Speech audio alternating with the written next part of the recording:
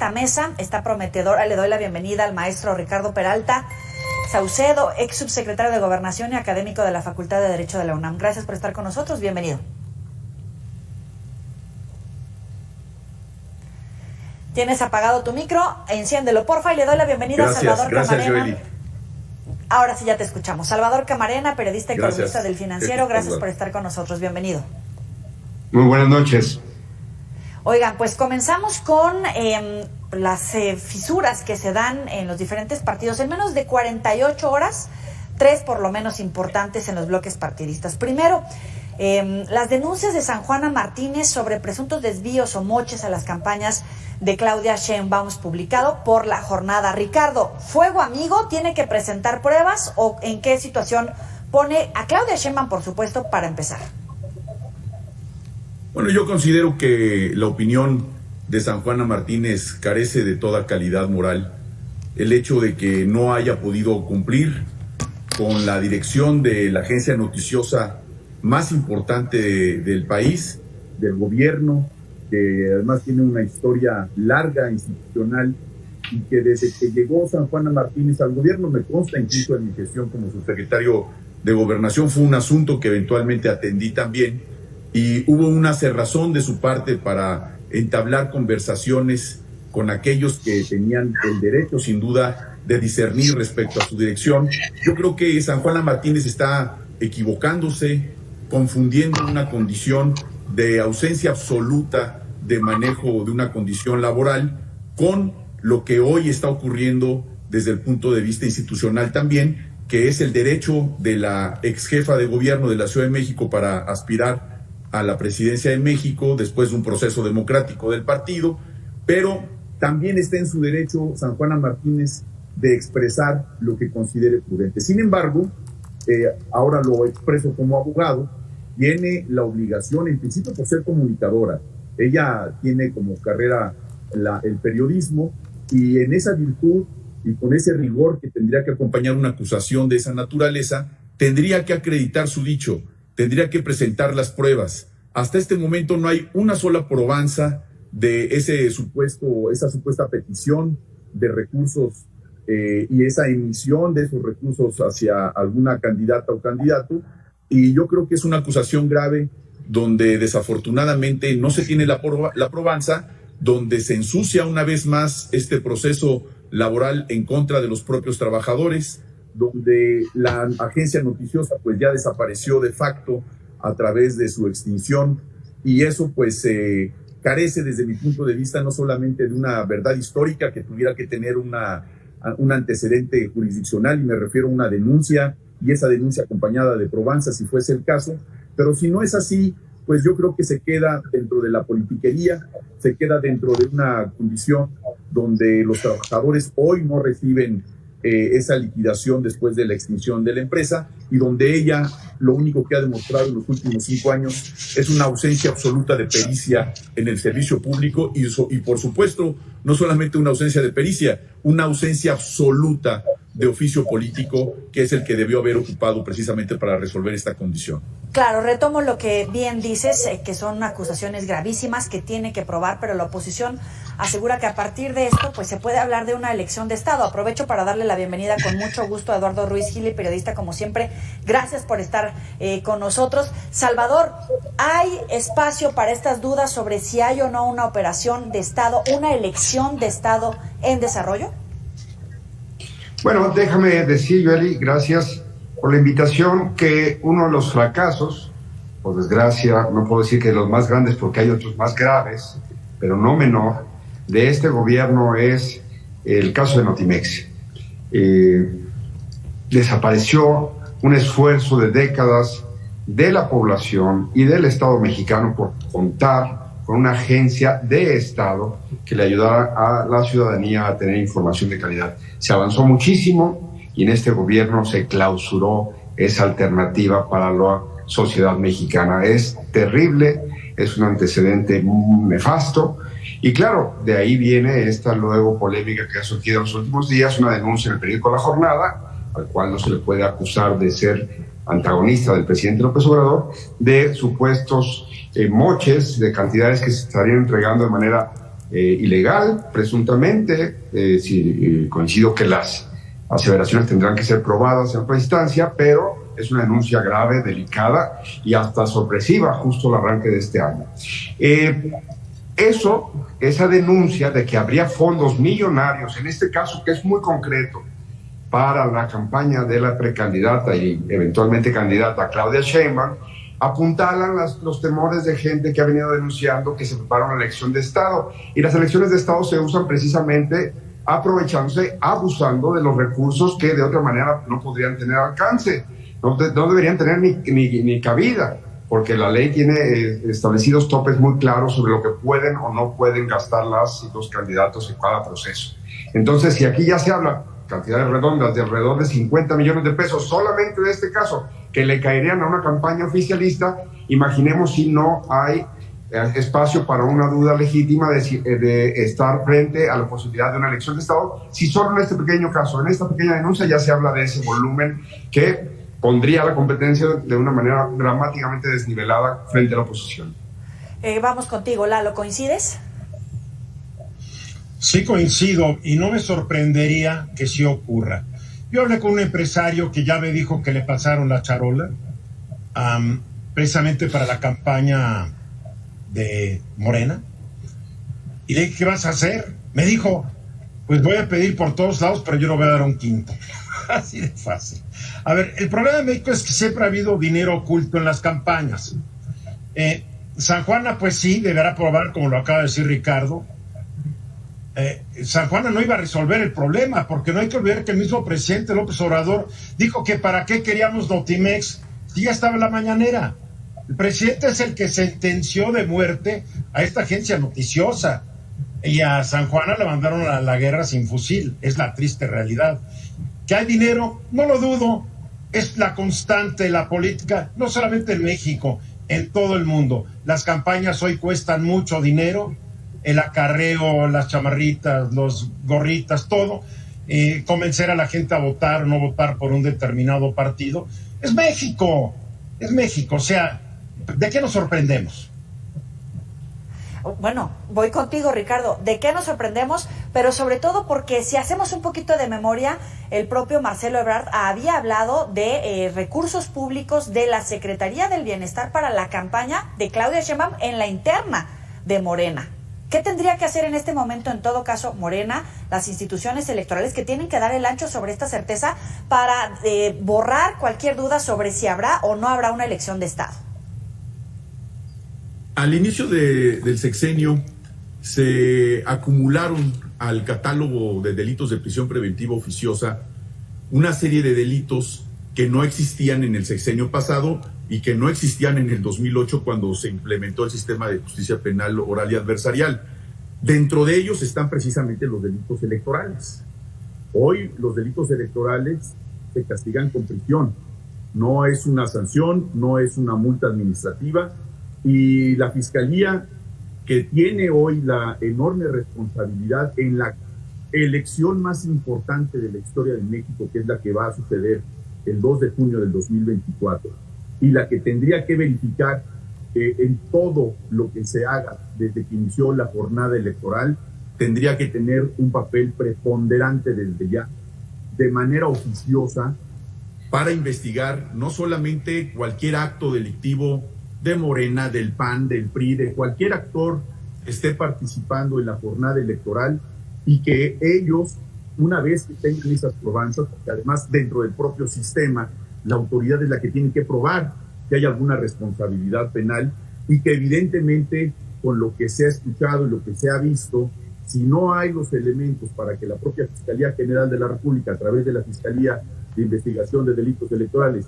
tienen la posibilidad de actuar en contra de una persona, de una institución, y esclarecer para beneficio de la democracia incipiente en nuestro país, pues evidentemente lo que tendría que hacerse es investigar, lo que tendría que hacerse es denunciar, lo que tendría que hacerse es acreditar los dichos, porque hoy todo se ha quedado en la opinión pública, se ha quedado en la versión periodística, y nadie actúa, y los que actúan no tienen cómo acreditar sus dichos. Entonces, estamos entre la ausencia de la cultura de la denuncia, con un velo sin duda también de impunidad, y la opinión pública esperanzada a que algo ocurra. Vamos al siguiente caso. Hablaban sobre los dineros que siempre ha habido en la política. La exhibición de los pactos de Marco Cortés con Alito Moreno a cargo del mismo Marco. ¿Qué nos dice también dentro de la oposición? Porque tampoco se ve por dónde ayudarlos, Eduardo. Bueno, la verdad es que yo pregunto cuál es la diferencia entre la oposición y el oficialismo. Todos provienen del mismo lugar. Es como cuando dicen los evangelistas, los luteranos, todos eran católicos antes de que vinieran las sesiones dentro de la Iglesia Católica Romana. En México casi todos tienen un origen priista. Los panistas se volvieron medio priistas cuando el poder los corrompió, perdieron su esencia. Es la triste realidad. Entonces, cuando yo veo la carta de Marco Cortés, veo la respuesta de Manolo Jiménez, otra vez pregunto, ¿de qué nos sorprendemos? Porque en México vivimos con muchos mitos. El mito de la democracia mexicana. El mito de la democracia mexicana porque es una democracia sumamente defectuosa. Se dice que lo investigue la FEPADE. Yo quiero saber si todavía está vivo mi queridísimo y estimadísimo José Agustín Ortiz Pinchetti, de 86 años, que no estoy en contra de la edad, yo voy para allá muy rápido, pero ¿han oído ustedes hablar del fiscal de atención para derechos electorales en los últimos meses, qué ha hecho o qué no ha hecho? O sea, todo es una simulación. Perdón, es una simulación. Este arreglo que se habían hecho entre el PRI y el PAN, hasta notarías se habían comprometido ahí. Esto me río porque no quiero llorar, Yoeli, la verdad. Y veo que varios se ríen. Salvador. Es que hay que decir las cosas como son, porque en la comentocracia siempre está hablando la democracia, y ahora de repente todos son demócratas, de repente los grandes chayoteros son paladines de la no corrupción. Digo, esto es una esquizofrenia, es el mundo al revés, es el gatopardismo absoluto.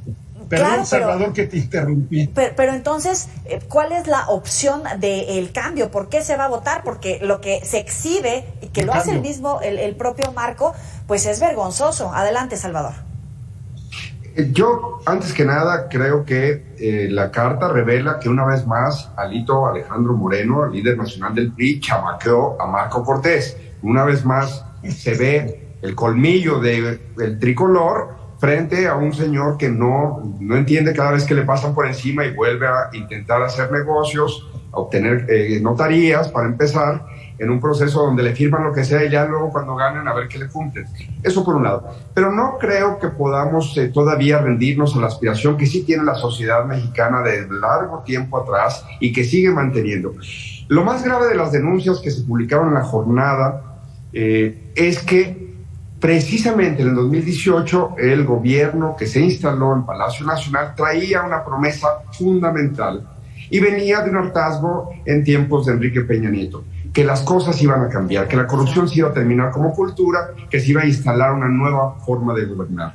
Y si lo que dice San Juana evidentemente luego se puede probar o no, ahí hay algo que entonces nos llevaría a lo que decía Eduardo, a que todos son iguales, entonces no hay remedio. Entonces eso se volvería la ley de la selva. El más cínico sería el que come más pinole, porque entonces no tendría un caso estar aspirando a tener un gobierno democrático, igualdad de oportunidades y que no haya abusos desde los gobernantes de lo que deberían ser los recursos que se usen para las necesidades más apremiantes de los que menos tienen. Tenemos que seguir apostando. Como periodistas es bien complicado ser optimista de que una denuncia se va a publicar y que eventualmente le va a servir a los ciudadanos para exigir la rendición de cuentas, para exigir que sus políticos se sometan al marco de la ley que nos hemos dado entre todos. Pero, sin duda, hay ratos que cuando uno ve que Marco Cortés publica eso, uno dice, ¿le hackearon su cuenta? No, porque luego salen entrevistas a reivindicar lo que ahí dice y luego uno dice, pues ya perdió la razón, ya se volvió un tipo absolutamente sin ningún parámetro ético, en donde quiere defender lo que comprometió, en donde evidentemente para cualquier ciudadano es un abuso y aunque nunca deberíamos ver cómo se hacen las salchichas si queremos seguir degustando ese platillo, en este caso, si queremos seguir explorando la política, no deberíamos tolerar que esto se vuelva la norma, deberíamos seguir con la repulsa a los comportamientos como el de Marco Cortés. Ricardo.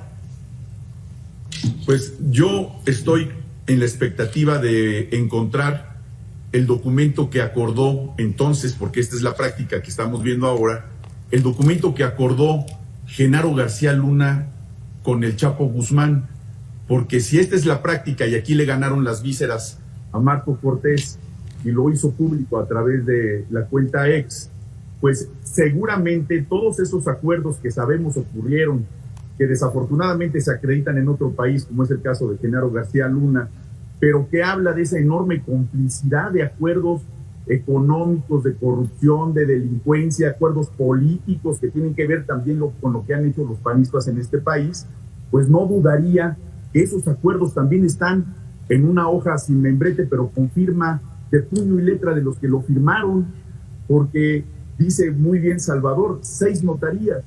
Los gobernadores tienen las facultades para otorgar esas notarías. ¿Cometerían la enorme torpeza de ponerlo por escrito? Sí, ya lo vimos que sí. Cedieron gran parte del territorio, cedieron la negociación al narcotráfico en el sexenio de Calderón, de Felipe Calderón.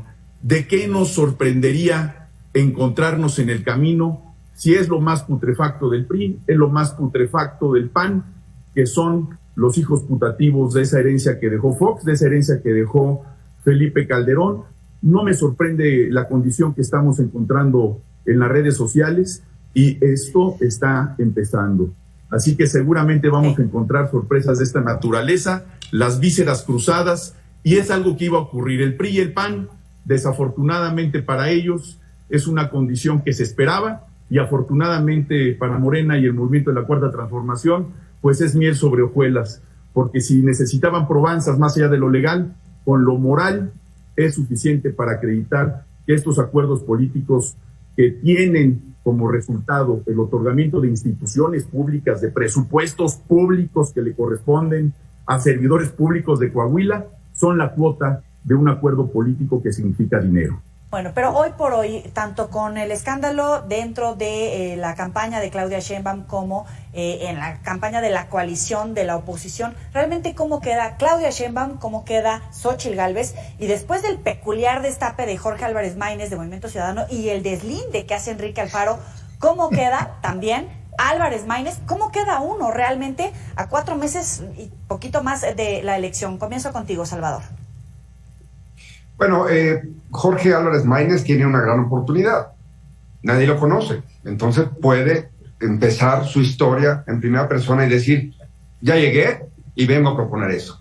Es un personaje que ya tiene varios años en la política mexicana, no estoy subestimando eso, pero la gran población va a ser apenas introducida a un personaje que el gobernador de Nuevo León ya tenía recorrido y tenía también la ayuda de su esposa, trabajan en tándem y podía tener más tracción y más atracción, resultar más atractivo para la sociedad en su conjunto. Álvarez Maínez tiene una curva muy pronunciada para posicionarse frente a 2 personas que yo creo que son profesionales, una empresaria probada, una servidora pública también probada, una científica, una ingeniera. Creo que luego caemos en subestimamos las carreras de quienes están en la precandidatura por el lado de la coalición de Morena, presidida por Morena, y la coalición presidida por PAN, PRI, PRD. Creo que tenemos 2 buenas precandidatas y ahora Álvarez Maínez tiene que lograr un espacio en medio de algo que se ha instalado, me parece que para muy buenas noticias que son para México, como es Tiempo de Mujeres. ¿Le va a costar trabajo encontrar su espacio específico ahí? Creo que sí. Es joven, tiene talento, tiene que trabajar mucho, pero yo creo que le auguro que se va a quedar muy lejos. Creo que las 2 precandidatas van a ser las que de verdad se disputen quién será la próxima presidenta en este país. ¿Le resta votos a Xóchitl para favorecer en todo caso a Claudia, Ricardo? Pues Álvarez Maínez merece todo mi respeto, es un político joven, coincido plenamente con Salvador, se quedará muy lejos de la puntera, en principio de Claudia Sheinbaum, de un lejanísimo segundo lugar que hoy en las encuestas que se han publicado esta semana prácticamente duplica el porcentaje de la doctora Claudia Sheinbaum frente a Xóchitl Gálvez. Todas estas condiciones que han venido ocurriendo, por ejemplo, hoy Xóchitl Gálvez no sabía que es un grupo fáctico en el país, tuvo que preguntarle a un asesorazo que es Marco Cortés para que le explicara qué es un grupo fáctico. Es decir, están descubriendo México. Xóchitl Gálvez, la empresaria de la grenetina, está descubriendo nuestro país. Solitos, creo yo, están llevando a cabo una condición que los va a llevar al cuestionamiento que merecen. La doctora Claudia Sheinbaum ha crecido de manera extraordinaria. Cada vez esto se va incrementando durante el tiempo. Ocurrirá a partir del inicio de la campaña, que será en marzo, y evidentemente Xóchitl con los acompañantes que nada le han ayudado, y qué bueno que no han sido tan visibles, porque todavía le llevaría más puntos Claudia Sheinbaum si Santiago Krill se acercara más, si cualquiera Vicente Fox, qué bueno para la oposición que se alejó, porque la estaban literalmente sepultando en la carrera hacia la presidencia de la República. Álvarez Maínez pues viene recogiendo esa ausencia que dejó muy amplia Samuel García, con su gran particularidad y con sus características que incluso hoy señaló Alfaro. Entonces le deja muy grande la silla, sin embargo merece todo mi respeto. Eduardo, concluyo contigo. ¿Qué quieres que te diga? Dime qué posibilidades tiene Maínez, a quién le va a sumar en todo caso. Pero o yo no quién voy le a va perder yo no pierdo el tiempo hablando de un candidato que se obtiene el 4% de la votación. Es demasiado. Yo creo que en este país de repente dedicamos demasiado tiempo a hablar de candidatos que no tienen la más mínima posibilidad, porque somos muy corteses. Nos merece todo el respeto un candidato del 4%. Por amor de Dios, no existe. En esta competencia no existe. Están planeando su jugada al 2030. Ya en 2030 estamos vivos, lo podremos platicar. Aquí hay una competencia entre una candidata que en su lanzamiento empezó en el año 2018, porque no nos hagamos guaje, Ricardo. Claudia Sheinbaum desde el principio empezó a recibir el apoyo del presidente López Obrador.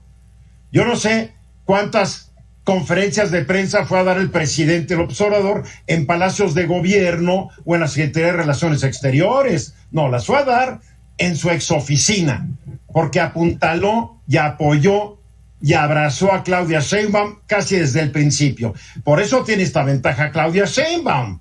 Por el otro lado, tienes a Xóchitl Gálvez, que sigue haciendo una campaña con una mentalidad de candidata a jefa de gobierno, porque ella quería ser jefa de gobierno hasta el día que la destapó el presidente López Obrador, y hubo una gran emoción en la opinión pública, porque todos los demás que sonaban por la oposición eran cartuchos quemados. Entonces salen con Xóchitl, y viva Xóchitl, pero Xóchitl quería ser candidata a jefa de gobierno. Por eso tal vez todavía no entiendes conceptos de poderes fácticos, etcétera, etcétera. Creo que hubiera sido una extraordinaria candidata a la jefatura de gobierno de la Ciudad de México.